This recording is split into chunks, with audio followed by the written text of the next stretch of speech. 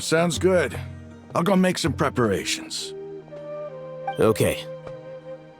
Alheithm! Have you finished saying your goodbyes?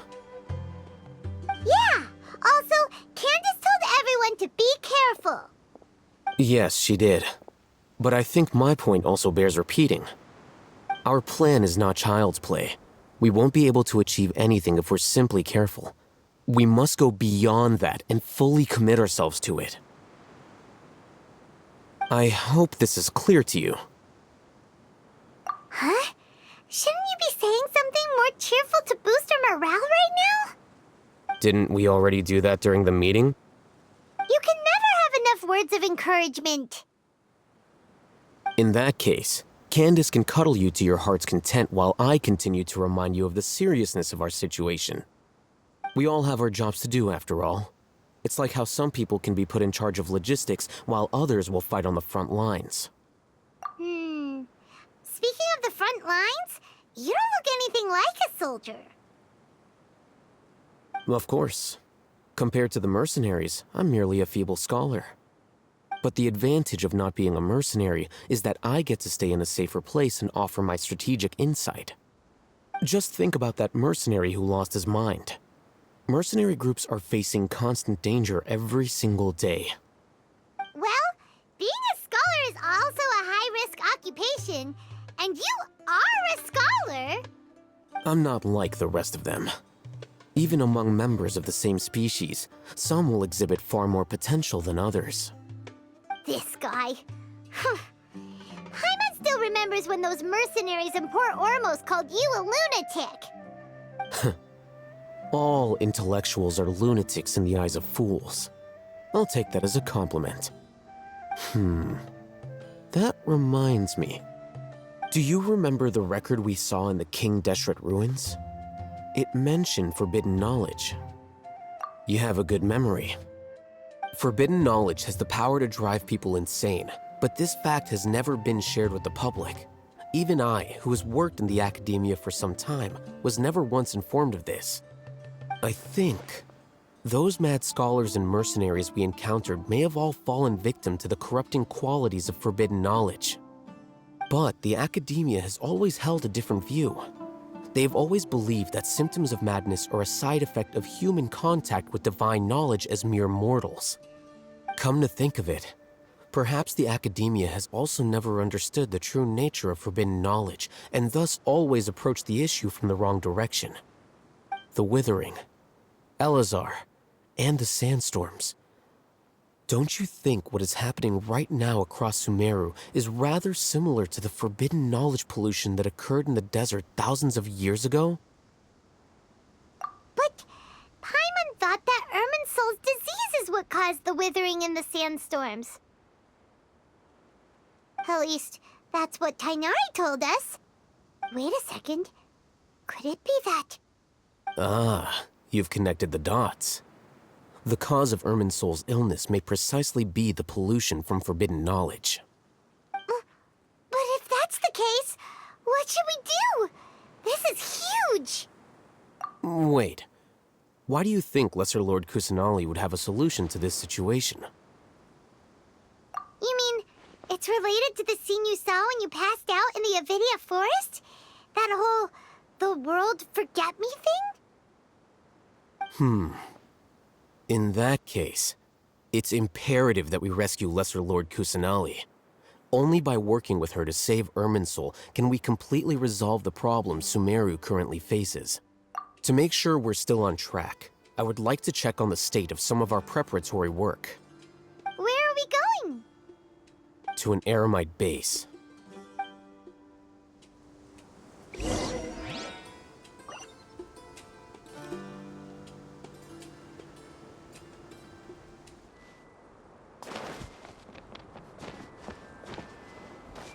It's all good. Whatever the boss says.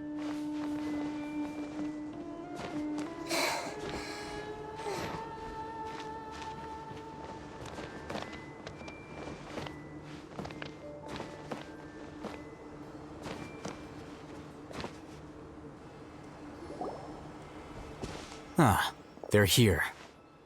Huh? What are they doing here? I gave them some technical work to do. Ah, it's the scribe. And is that the traveler I see? How's the work going? Ah, yes! We have fixed the devices according to your instructions. One of them is already ready for use, while the others are still under repair. Aren't those devices for can knowledge extraction? What are you doing with those? Look here. Huh? More can knowledge? Are you going to put more weird stuff into her head again? What's that look on your face? Are you scared?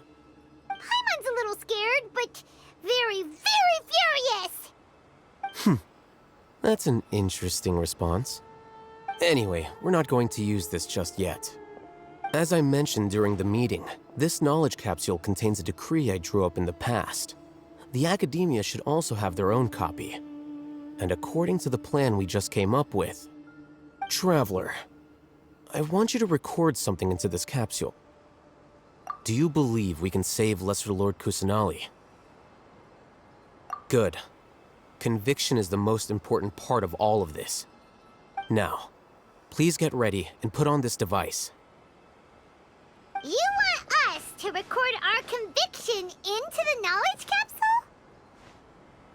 Yes.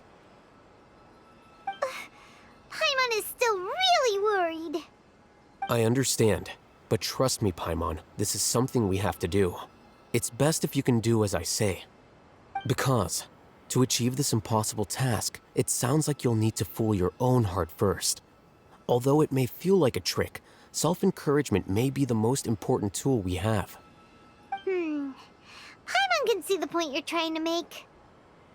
Imagine this. We have orchestrated our plan and successfully rescued Lesser Lord Kusanali. As a result, we have changed Sumeru's entire political landscape. Everything went without a hitch, and everyone recognizes and praises our achievements. Now, open your eyes. Here. What's this? Read it out loud.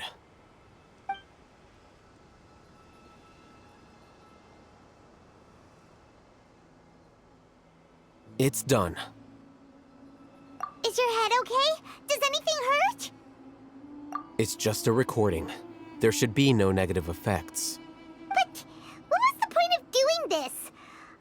Paimon doesn't get it. And that's perfectly fine. In any case, these capsules aren't meant to be used by you. Huh? What do you mean? Have you forgotten? Our plan needs to account for those who have long relied on the Akasha. You may find it hard to believe, but for those people, everything the Akasha transmits to them is nothing short of absolute truth. Imagine if you've been using a device like the Akasha since the day you were born, and this device has always supported you during times of need. After all that time, what do you think you'd become? A fool? A machine? A slave to orders. And that's why rules are so important. In addition, those who understand the rules can delineate boundaries and identify gray areas. But why would you need to identify the gray areas? You could say that those kinds of ambiguous zones can be very interesting. One might even say they're advantageous in the right hands. Things you're interested in are really out there. Are all Sumeru scholars like this? Anyway, that's enough chit-chat. I'm going to take those two to work on some small projects. You can head to Caravan Rebot and start preparing for the next step. Small projects? We're going to tinker with the Akasha terminal and make a few modifications.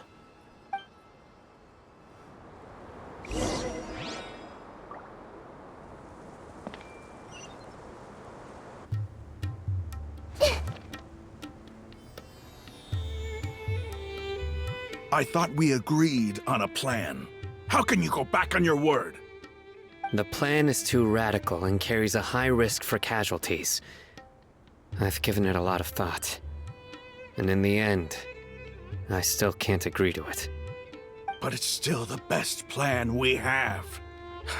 As a former Matra, you of all people should be able to see the bigger picture and recognize the innate advantages of our plan. I did. And that's how I saw the danger behind these so-called advantages. Alheithm's plan is even more radical than I imagined. Huh? Why are you guys arguing? My friend, you're just in time. Why don't you help me persuade Sino? He's turned against our plan. We agreed to work out a plan at the meeting. As mercenaries, you're familiar with the local environment, so you'll take care of the specifics. But then, you went to Alheithm for suggestions. Had I known Alheithm would give you those kinds of suggestions, I would not have agreed to the plan. Look, you already know that we're all on the same side here, don't you? Mercenaries place a lot of importance on their bonds of friendship, but also will not hesitate to make sacrifices if they deem the situation to be sufficiently dire. I'm sorry, but as things stand, I can't accept your principles. Seems you really do understand the ways of the desert. Traveler, Paimon, this is also something you should know. Ramon's plan is to have me work with the Caravan Reebok guards in my capacity as a Matra. We will arrest the mercenaries and escort them into Sumeru City. Wait, how can we work with the guards? We can't get through that wall easily, remember? Caravan Rebot would never let so many unregistered members of the Eremites enter Sumeru City. My plan will clear us of any possible suspicion, and also let us enter the city as a big group. There is no better way. That also sounds like something Alheithm told you. Am I right? Doesn't Alheithm know how dangerous this plan is? Of course he does.